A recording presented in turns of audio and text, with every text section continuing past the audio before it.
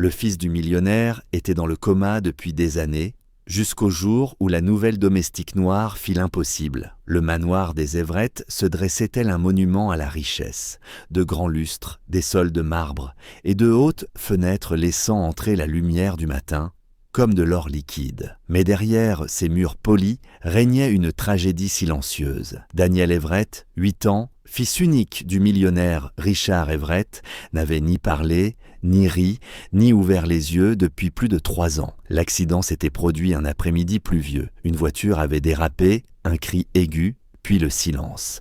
On avait tiré le petit corps de Daniel de l'épave, vivant, mais sans réponse. Depuis, sa chambre n'était plus qu'un lieu de désespoir muet, les moniteurs bourdonnant, les rideaux tirés, l'air lourd d'un espoir jamais comblé. Les médecins parlaient avec des mots soigneusement choisis, diagnostiquant un état végétatif persistant. Richard avait dépensé des fortunes dans tous les traitements possibles, les meilleurs neurologues, des thérapies avancées, des programmes expérimentaux. Tout avait échoué. L'enfant vivait dans l'ombre, soigné par une succession d'infirmiers et de gardes-malades qui finissaient toujours par partir, vaincus. Le personnel de maison avait appris à ne pas parler de M. Daniel. C'était comme évoquer un fantôme qui hantait encore les couloirs. Puis, un matin lourd d'été, Grace arriva. Elle n'était pas ce que l'on attendait. Une femme noire d'une 30aine d'années, dans un uniforme de domestique bleu marine impeccable, tablier blanc soigneusement noué à la taille. Elle n'avait pas le ton sec d'une infirmière, ni la politesse mécanique d'une thérapeute. Elle avançait avec dignité tranquille, ses yeux sombres, calmes mais attentifs. Richard l'avait engagée pour des tâches domestiques, rien de plus. Astiquer les sols, garder la salle à manger impeccable, dépoussiérer des pièces que plus personne ne fréquentait. Elle apprit la condition de Daniel par des chuchotements à la cuisine. Mais contrairement aux autres, elle ne le voyait pas comme un cas perdu. Un après-midi, en passant devant sa chambre, elle entra. L'air était frais, stérile, presque mort. Daniel reposait là, pâle sur ses draps blancs, ses cheveux blonds retombant sur son front, sa poitrine se soulevant doucement au rythme d'un sommeil sans fin. Grace tira une chaise près de son lit. « Bonjour Daniel », dit-elle doucement, comme si elle s'adressait à un enfant qui faisait semblant de dormir. « Je m'appelle Grace, je serai là désormais. » Elle n'attendait pas de réponse, mais son cœur lui disait de ne pas cesser de parler. Elle revint chaque jour après ses corvées, lui lisant des histoires, lui parlant de la météo, lui fredonnant des berceuses que sa propre mère chantait autrefois. Elle lui brossait les cheveux, rajustait ses couvertures, posait chaque jour une fleur fraîche dans un petit vase. Les semaines passèrent. Pour les autres, rien ne changeait, mais Grace remarquait de minuscules signes. Un léger frémissement de ses doigts quand elle lisait un passage drôle, un mouvement infime de ses lèvres lorsqu'elle chantait. Elle en parla au majordome. Il soupira. « Miss Grace, nous avons tous cru voir des signes autrefois. Ça ne dure jamais. » Mais Grace était obstinée. Un soir, Richard rentra plus tôt que prévu, encore vêtu de son costume blanc immaculé. Il entendit un fredonnement au bout du couloir. Il suivit le son et s'arrêta devant la chambre de Daniel. Grace était assise près du lit, tenant la main inerte du garçon dans les siennes, chuchotant doucement. « Que faites-vous » Sa voix était sèche, plus par habitude que par colère. Grace leva les yeux mais ne lâcha pas la main de Daniel. « Je parle à votre fils. »« Il ne peut pas vous entendre, » dit Richard en entrant. « Les médecins ne savent pas tout, » répondit-elle doucement. « Parfois, les gens ont juste besoin de quelqu'un qui refuse d'abandonner. » Richard la fixa, partagé entre scepticisme et l'étrange force qui émanait de sa conviction tranquille. Il voulait rejeter ces mots, rappeler qu'il avait dépensé des millions pour des spécialistes qui avaient renoncé. Mais la façon dont elle regardait Daniel le fit hésiter. Un mercredi après-midi, l'impossible arriva. Grace venait de refermer Le Petit Prince quand elle sentit une pression plus forte dans sa main. Son souffle se coupa. « Daniel » chuchota-t-elle. Ses paupières se frémirent, ses lèvres s'entr'ouvrirent. Un son rauque, brisé, s'échappa. Un mot « Salut ». Le cœur de Grace bondit, ses yeux se brouillèrent de larmes. « Oh, Daniel !» À ce moment, des pas résonnèrent dans le couloir. Richard apparut dans l'embrasure, son téléphone en main. Il s'immobilisa, l'appareil glissant de ses doigts. Il resta figé, les yeux écarquillés. Daniel, ses yeux bleu pâle qu'il n'avait pas vus ouverts depuis 3 ans, clignait, se fixant, retrouvant le monde. La gorge de Richard se serra douloureusement. Daniel, sa voix se brisa. Le garçon cligna des yeux, un sourire fragile étirant ses lèvres. « Papa !»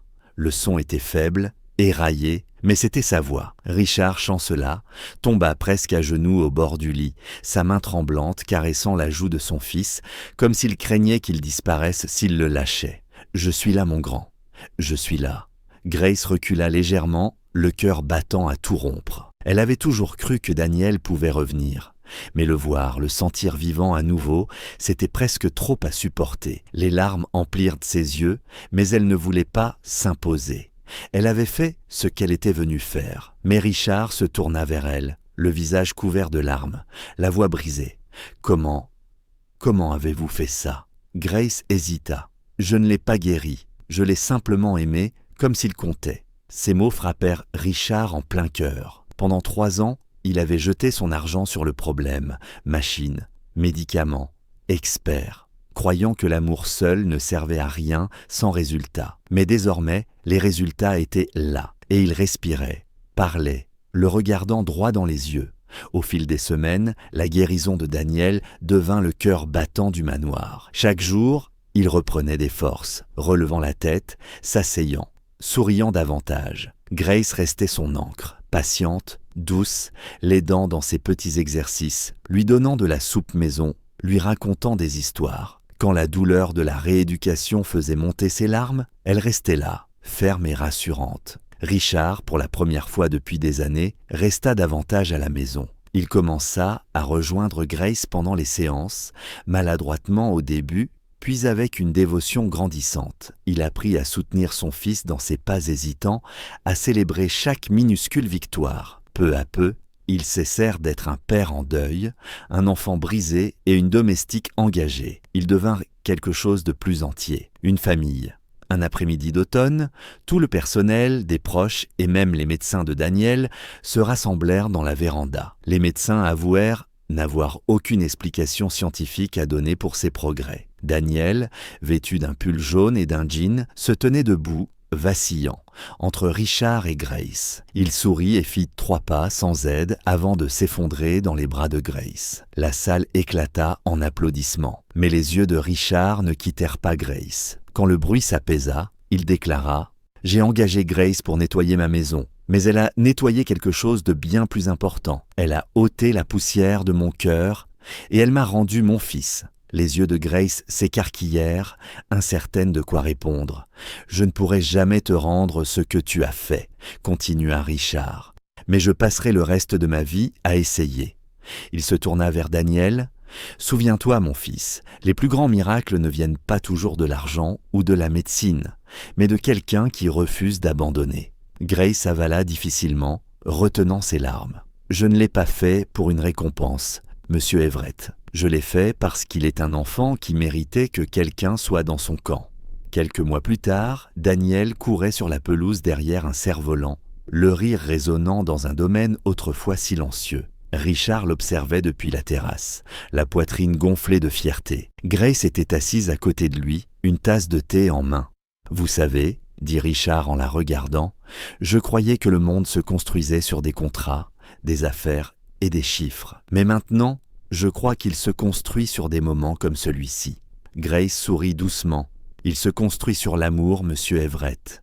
Il en a toujours été ainsi. » Ce soir-là, le soleil plongeant derrière les collines, Richard traversa le manoir. L'air semblait plus léger, plus chaud. Dans la chambre de Daniel, le vase à côté du lit contenait encore une fleur fraîche, la discrète tradition de Grace.